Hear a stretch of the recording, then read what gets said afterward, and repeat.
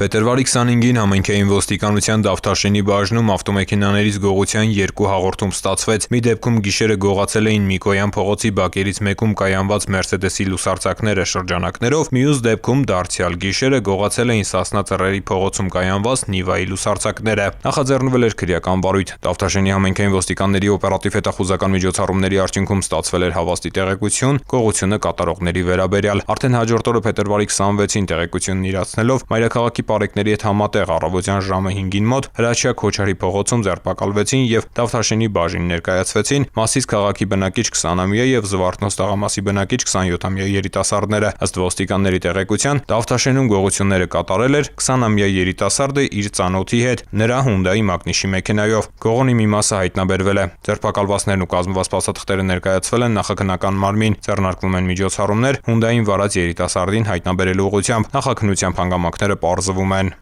Ծանուցում հանցագործության համար մեղադրվողը համարվում է անմեղ, քանի դեռ նրա մեղավորությունն ապացուցված չէ քրեական դատավարության օրենսգրքով սահմանված կարգով՝ դատարանի օրինական ուժի մեջ մտած դատավճռով։